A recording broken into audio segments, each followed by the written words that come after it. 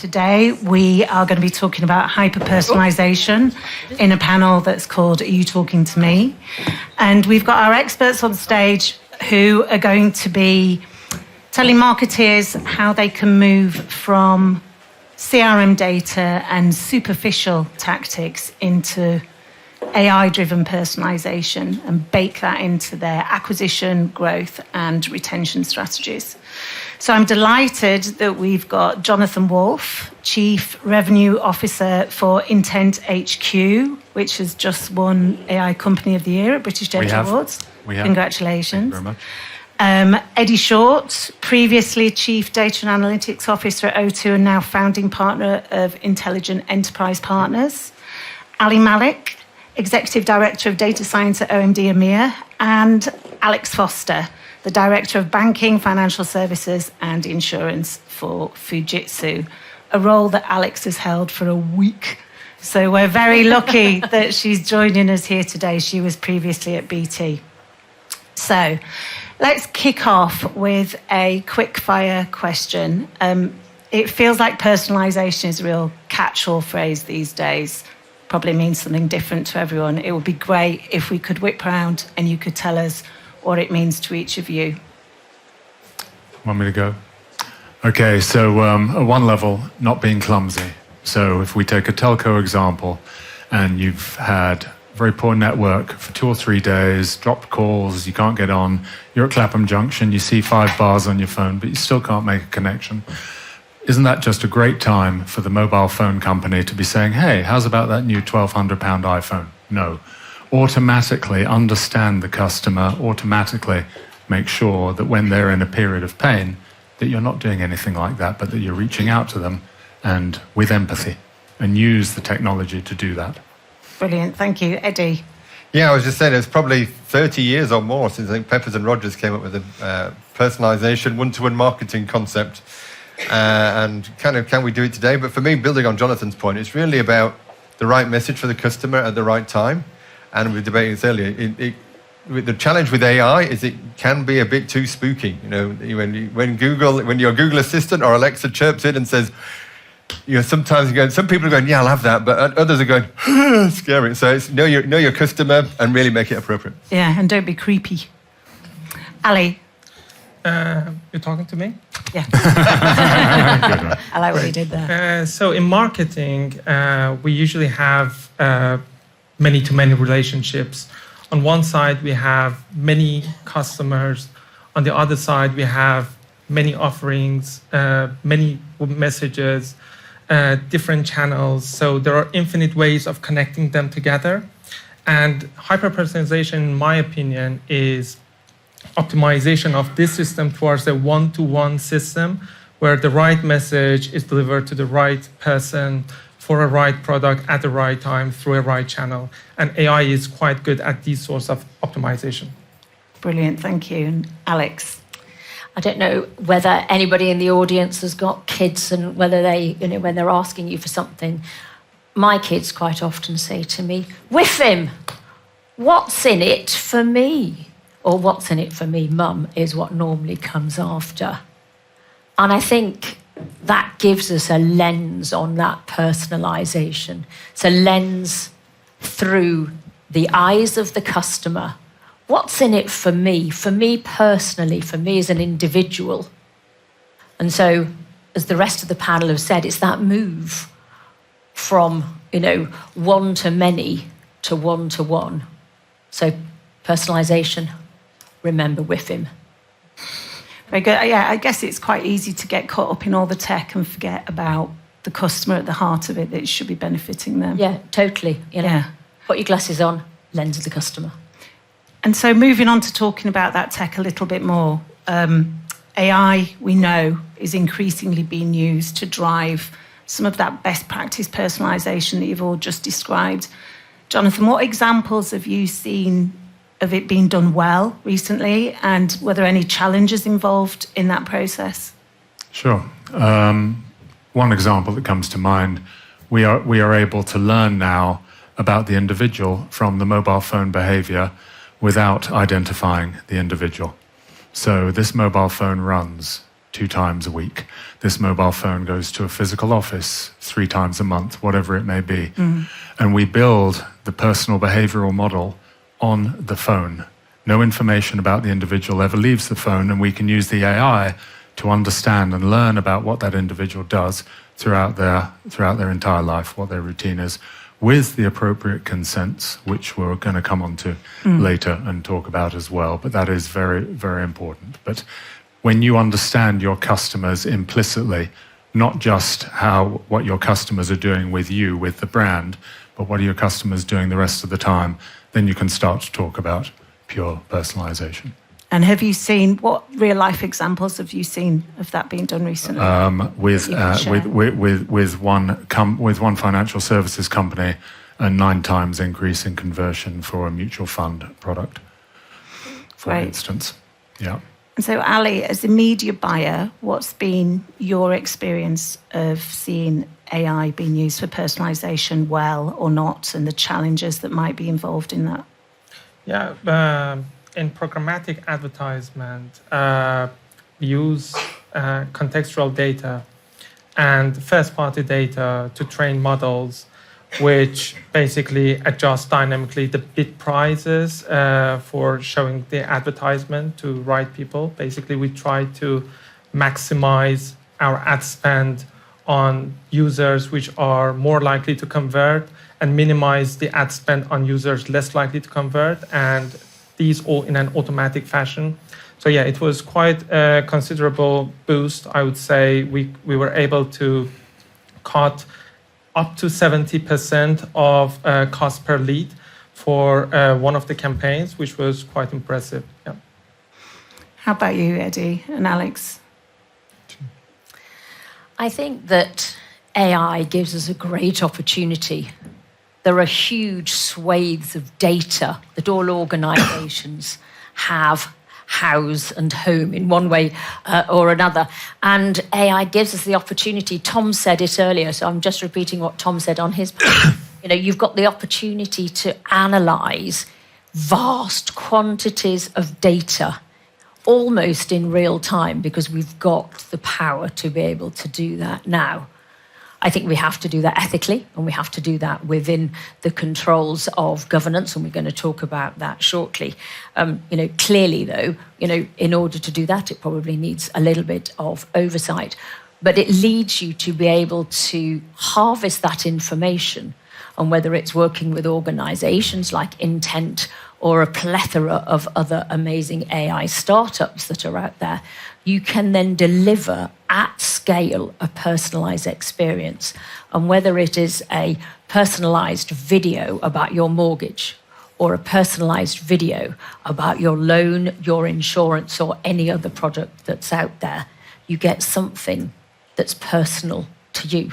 And so I don't know what your mortgage statement is, Maria, but actually, the data, using the data in an ethical way, you could receive a video that says, well, Maria, you're paying £100 a month at the moment. If you tweaked that a little bit and you paid £110, actually, instead of paying off your mortgage in 25 years' time, you'll be paying it off in 15 years' time. And actually, you can do that now at scale across the whole of the user base.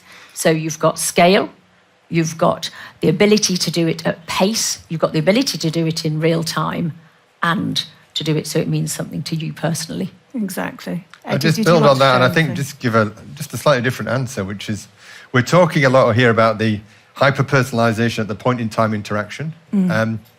I think bringing this back to life is actually, and we listened to a set of the sessions this morning, you're talking about brand and advertising. Marketing in general, and actually AI and data tech companies are trying to catch up with where marketing was 25 years ago, using all that data and product management to drive the products. And actually all that AI and data should be helping you not just drive the point of interaction, but actually drive the product development and your service development, so you actually end up with the right products that then you can market. And I think as an industry, a lot of marketeers seem to have lost that because they're so focused on the brand. And actually we want to bring it back together and bring that virtuous capability cycle of driving the right products to then give you the right interaction. When you interact, you've actually hit the customer with something they really want. Yeah, that's a really good point. Alex, you started talking earlier about the ethics around AI usage. And so it would be good to move on to that and talk about regulation around AI usage ethically as well as data. It might seem that this ongoing innovation and emerging tech is at odds with the simultaneous tightening of those regulations that we're seeing in markets all around the world. Do you think that's the case? And if so, how would you advise brands to get to grips with that? I think here in the UK, I think we're uniquely positioned to really take a forward position on the global stage about this. We've had GDPR, and that set a real standard for compliance. And obviously, the grip of compliance is the potential of a fine, but it also sets the standards for transparency. It also sets the standards for actually compliance and actually giving full knowledge to customers as well. But we have this confluence that we've now got AI in addition to data and data regulations, and we've got the Chinese with their AI Act, the US with their AI Act. We've got Europe with its AI Act. And here in the UK, we're getting through that at the moment. Lord Holmes was trying to push through the AI bill just before we had a change in government, and he's continuing on with that at the moment. But that confluence that we've got, 4% of GDP on GDPR, 7% from a European perspective on AI. That confluence is actually an opportunity for all of us, the ecosystem around brands, to build the frameworks, to build the standards, and to build the ethical practices that are really needed to harvest the benefits of this. And I think with the UK at the moment, with especially what we're trying to do in terms of build through Parliament and that confluence, we have the ability to set the global standards, the framework, the ethics, but also actually how you bring all of those together so it's the best for the consumer, so the consumer feels that we're doing the right thing for them with transparency, but actually being within the guardrails as well. And in a way that it doesn't have to hamper the innovation. And you were talking about that as well, weren't you, Eddie? Yeah, and I think, again, I'm working with the bank at the moment, and I'm trying to re-educate them. They have, since the financial crisis, they're massively regulated. Yes, they've got GDPR, but they've got, I think, Know Your Customer, treating customers fairly, Consumer Duty, I think it's called BCBS 239, and many others, which are all about protecting us from the banks. So they've ended up with parallel universes of risk data, compliance data, marketing data. But actually, when you look at it, the data you actually need to meet all these regulations is the same data you actually need to target your customers. So I say risk and performance, two sides of the same data. You've clearly got to get the ethics right. You have to have the controls right. But there's an opportunity to drive simplification. And when you throw in ESG and on sustainability and carbon footprint, actually, that's the same data again. So again, what you see is people collecting that in another parallel universe. So again, if you bring these things together, you genuinely can get 2 or 3 birds with one stone. And I think this is kind of helping you to become a data-driven business, and for marketeers to really be at the front end. We help drive business performance, but we can actually drive value across the overall organisation. Yeah. Ali, you were saying something earlier about the importance of baking this adherence to regulations into the DNA of people's business. Yeah. Actually, to adding points to Alexandra's and Eddie's. So it is very important to have privacy by design when it comes to now translation of these policies into actionable steps for the data team right from the beginning of the project. So a little bit of a practical steps. Basically, if it is feature anonymizations needed, obfuscation, if we need to build new features, doing specific feature engineering to protect users' data, it's important to act on it right from the beginning of the project, creating tickets for it for the data team, as opposed to doing these things as we go. So it's important to do it in the beginning. So Jonathan, Eddie was just talking about risk and performance being two sides of the same data coin, for want of a better word. Where do you think consumer value and trust and transparency comes into this? How do you balance all of those needs out with this? Yeah, it's definitely not a solved problem, No. right? Anyone out there sort of clicking fingers, but there are techniques, and we work with a number of customers. The key thing is a genuine value exchange, and I hate that phrase, but I've seen it working. So for a particular app, when you are genuinely offering the customer something that they will not get otherwise, they will consent, especially if you convince them that you are able to do it in a privacy-safe way. As Ali was saying, for instance, we have a whole bundle of proprietary privacy-enhancing technologies, so there is no information on the individual stored at any point in any of our pipelines. But when you get the consent for the consumer and they then benefit from that personalized service, guess what? We have the data to be able to say they stay with the brand longer, they buy more from the brand. But it's about treating them in the right way. So yeah, we and our customers constantly have to be on the front foot, and we're constantly adding to our privacy enhancing capabilities as well. Eddie, have you seen any examples? Yeah, of that so I value think exchange? working with Jonathan and I worked together at Telefonica O2, and we have this battle, which is you're trying to get airtime, and we were being, I suppose, struggling with the so-called over-the-top players, basically coming in and eating our lunch. We're providing the infrastructure and the telecoms networks, and they're basically driving all the value. And you look at the likes of Meta and Google, the reality is they're collecting zillions of data because it's free. So we have to come back with something that's differentiating. And so for us, it was priority, which was driven by our marketing team and actually powered by data.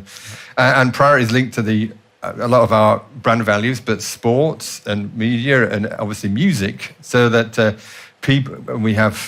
you can get free coffee from Cafe Nero. But the whole point is we're building a relationship, and to a point there is a value exchange where you do get priority access to tickets. So people could have, probably not with the Oasis tickets recently, but normally you get the access to a day before, or you get before they go mainstream, or you can get priority access into a blue room at the O2 or into your own ticket stream, or you get access to certain offers. And so by offering that, we were spending 10, 15, 20 million a year just offering free stuff.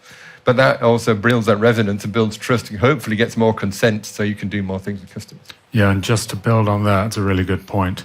That's 15, 20 million a year in the context of a 6 billion revenue line. So it's a hugely substantial amount of money. But the benefit that we would get from customers staying longer and buying more from during that time was absolutely worth every penny that was spent there. Alex, what have you seen in terms of trust changing and building around AI and data? There are two things I want to pick up. I want to pick up on what you're talking about there in terms of that KYC and really understanding your customer.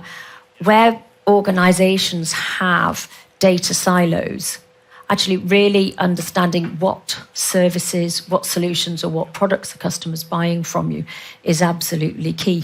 Funnily enough, I was working with an insurance company and they had a desire to have 3.2 products per customers. I'm not quite sure why there was a 0.2. We'll leave that with them. However, actually working with them, being able to look at all of their data silos using AI across that, actually their product composite was actually higher than they thought. But actually they could see the gaps in their product composite much more easily and then be able to do that personalization.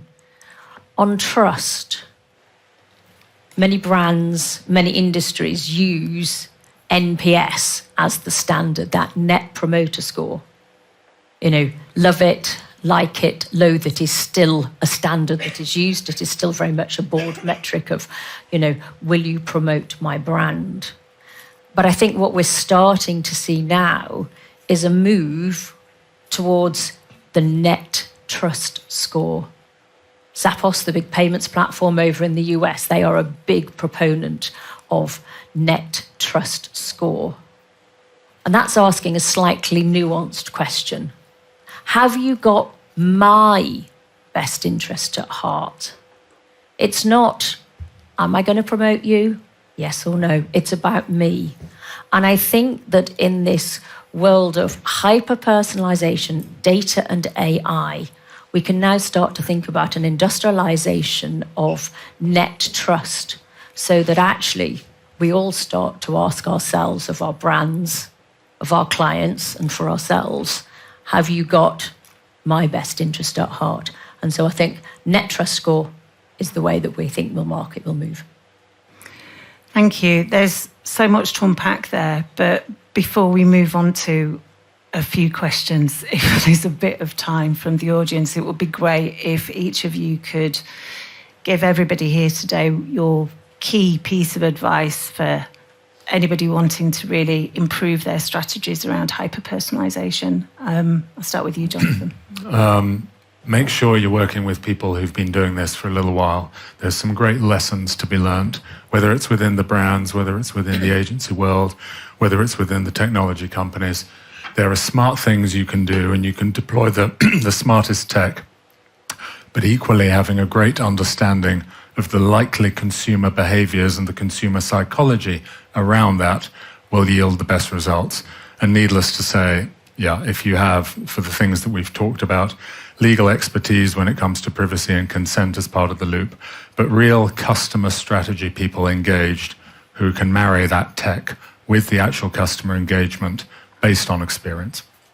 Thank you. Eddie? Yeah, I mean, I build on Jonathan's point. I mean, I think the reality is you've got to have the tech. But you think of the tech as almost like the table stakes. I mean, it's a statement of the obvious, but it's what you do with it. And to that point, it's you have the right people, process, and operating model. You cannot do hyper-personalization as a tech bolt-on. No. You have to think, how are we basically bringing the organization together to actually drive that? And to my point about, it's not just the hitting the person with an offer, how's that driving our products and service development and actually our cost and everything, so we're doing this in a profitable way. And so for me, it's what you do with it and actually building the organization to make it happen. Thank you. Ali? I wanted to raise awareness about AI in general and the best practice on AI side. So it's good to focus on explainable AI because I know it's very tempting to use all capabilities of AI. Now the models are getting more and more powerful. They are capable of taking as much as possible features in themselves. But the thing is, we don't want to just delegate the task to robots. We want to turn human into superhuman. Basically, explainable AI enables us to understand the why behind all these decisions. So it boosts us as human, and it enhances our decision making. So only this way, we are constantly in the loop as human, and we can overcome problems like bias and other problems which are usually assigned to AI. Thank you. And Alex, what's your final piece of advice? I think we've seen many industrial revolutions, and this revolution around AI and data is another one. In previous revolutions, we haven't really set the standards at the beginning. And so I think that we all have a joint responsibility to really prioritize those ethical considerations, really build trust through transparency and through responsibility, particularly on data practices. For me, I will always embrace innovation. I love it, but I definitely recommend that you all run towards it. And I think for many in the room, you might sit there and your current role title is CMO, or your customers' role titles might be CMO.